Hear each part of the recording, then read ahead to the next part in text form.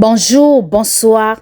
Merci de s'abonner, merci de liker, merci de commenter. Que Dieu Tout-Puissant vous bénisse. C'est quoi l'histoire de ce couple? Pourquoi ce papa est venu voir le journaliste frère Roland? Le journaliste, c'est celui qui est en noir et en bleu. Le papa avec sa femme, celui qui est en droite, et sa femme, c'est celle qui est au milieu. Pourquoi le monsieur est venu voir le journaliste? Parce que les deux sont les mariés. Ils sont ensemble pendant 4 ans. Pendant ces 4 ans-là, l'autre 2 ans, la femme vivait avec un autre homme. Donc, la femme vit avec les 2 hommes. Elle vivait avec son mari et elle vivait aussi avec son copain. Et son copain-là, jusqu'à aujourd'hui, ils sont toujours ensemble. Elle n'a pas laissé, elle n'a pas abandonné son copain. Et pourquoi le mari est venu ici à la télé?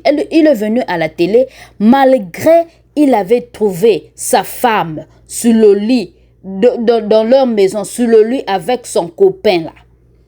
Donc le mari qui était au travail, il est venu à la maison, il rentre dans sa maison comme ça, il voit sa propre femme avec un autre homme sur le lit.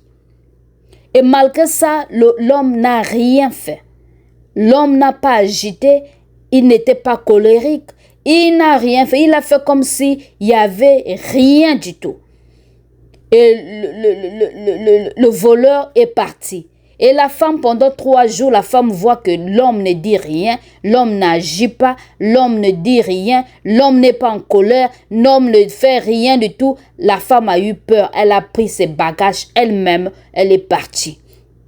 Comme elle est partie vivre avec ce copain-là. Donc, elle est partie avec la grossesse. Avec la grossesse, avant que l'histoire arrive, avec que ce problème-là arrive, elle avait déjà dit à son mari que je suis enceinte. Je suis enceinte pour toi. Tant que c'était même pas pour son mari, c'était pour son copain. Mais malgré ça, elle est partie avec la grossesse. En partant avec la grossesse, elle a mis au monde un enfant. Et maintenant, pourquoi le papa est venu à la télé? Il est venu à la télé pour dire aux journalistes, de dire à sa femme, elle veut que sa femme revienne à la maison. Malgré ce que la femme l'avait fait, malgré le mal que la femme a commis, il a pardonné et oublié. Il veut que sa femme revienne à la maison. Il aime toujours sa femme. Il est en train de demander pardon à sa femme. Et pourtant, c'est elle qui a mal fait. Et pourtant, c'est elle qui a commis l'acte. Et pourtant, c'est elle qui a fait l'adultère sur le lit conjugal. Mais malgré ça, son mari l'a accepté. Son mari l'a pardonné. Tu dis que je te pardonne, chérie. Je te pardonne malgré tout le mal que tu m'as fait. Mais je te pardonne. Je te veux à la maison, reviens à la maison, je t'aime toujours, reviens avec notre enfant. Et c'est là où la femme dit que non, tu n'as pas un enfant avec moi. L'enfant que j'ai là, c'est l'enfant de mon copain là. Et mon copain là, on a avec lui, ça fait déjà 2 ans. Donc quand je vivais avec toi, je vivais aussi avec lui. Et toi, je ne t'aime même pas. Toi, je ne t'ai pas aimé. Si on se fait le mariage, c'était seulement comme ça. Mais moi-même, comme amour, je ne t'ai pas aimé. Je suis désolée et je ne reviendrai pas à la maison. Je vis avec mon copain et mon enfant. En plus, ils ne sont pas encore divorcés. Ils sont comme mariés. Il y a le mari a la bague et c'est la femme qui a enlevé son bague. Donc, ils n'ont même pas aller à la mairie pour faire le divorce. Non. Donc, la femme continue à vivre l'adultère dehors avec son copain. Et le mari, malgré ça, le mari n'a pas encore épousé une autre femme. Le mari vit single. C'est pour cela qu'il est venu à la télé pour dire, s'il vous plaît, please, faites-moi revenir ma femme car j'aime toujours ma femme. Oh, quel père! Est-ce qu'il y a les gens de pères encore comme ça dans ce monde qui acceptent de pardonner sa femme malgré le mal, malgré le péché, malgré la douleur que la femme a commis? Si ce n'est pas Dieu, mais grâce à Dieu, cet homme aime vraiment sa femme. Mais malgré ça, maman ne veut pas, maman refuse que moi je ne vais pas retourner parce que je ne t'aime pas et je ne t'aimais pas. Quand je vivais avec toi, je ne t'aimais pas. Oh, que dire? Que dirons-nous pour nous les mamans? Toi qui vis dans un foyer, tu es marié et tu fais l'acte comme ça, tu fais l'adultère dans ton propre maison. Malgré ça, ton mari te pardonne. Ton mari veut de toi toujours. Et tu n'as même pas pitié de lui. Tu n'as même pas l'amour L'amour, même pas un peu. Même pas un peu. Où iras-tu? Tu te crois que là où tu es parti, ma soeur, tu vivras jusqu'à la vieillesse avec ton copain? Et c'est que tu vivras heureux. Sache que ma soeur, tout ce qu'on fait ici-bas, ça paye ici-bas. Ne t'en fais pas. Fais comme ton cœur veut. Fais comme ton cœur désire. Mais sache bien que ce que tu es en train de faire à ton mari, si maintenant, demain, ton copain là te fera ça.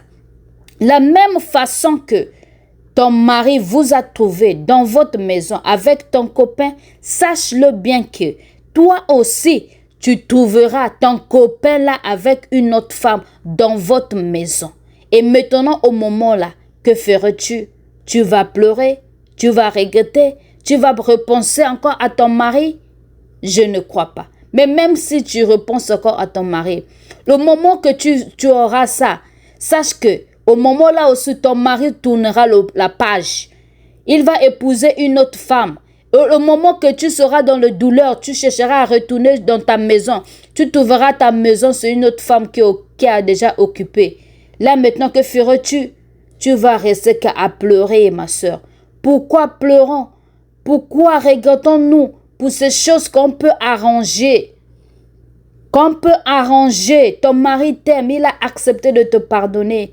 Accepte son pardon. Cherche la face de Dieu maintenant. Là maintenant, cherche la face de Dieu. Que Dieu ôte ce désir charnel qui est en toi. Que tu puisses vivre une femme de foyer. Une femme soumise. Une femme digne, ma soeur. Ça ne sert à rien de faire l'orgueil. Malgré le mal que tu as fait. Malgré le péché que tu as commis. En faisant l'adultère dans ta propre maison. Mais ton mari te pardonne. Et ça sert à quoi? L'homme, le copain que tu es en train de partir là, il faut savoir que le copain là, c'est pour un temps. La Bible nous dit chaque chose à son temps. Ce temps que tu es en train de vivre en amoureux avec ton copain, c'est un petit temps. Sache qu'un long temps arrive de devant. Tu ne sais pas d'abord, tu es encore dans la joie, ma soeur. Tu es encore dans la paix. Parce que tu ne vois pas. Mais sache qu'il y a encore des années. Si ce n'est pas l'Éternel, si l'Éternel tarde à venir, il y a les années qui viennent avant. Tu ne seras pas pareil. Tu vas regretter, ma soeur. Tu vas beaucoup regretter. Et ça sera trop tard. Cherche la face de Dieu, car Dieu t'aime. Dieu vous aime. Dieu nous aime, nous les mamans. Dieu vous aime, vous les mamans. Dieu vous aime. Cherchons la face de Dieu. Abandonnons cela. Dieu nous bénira. Merci.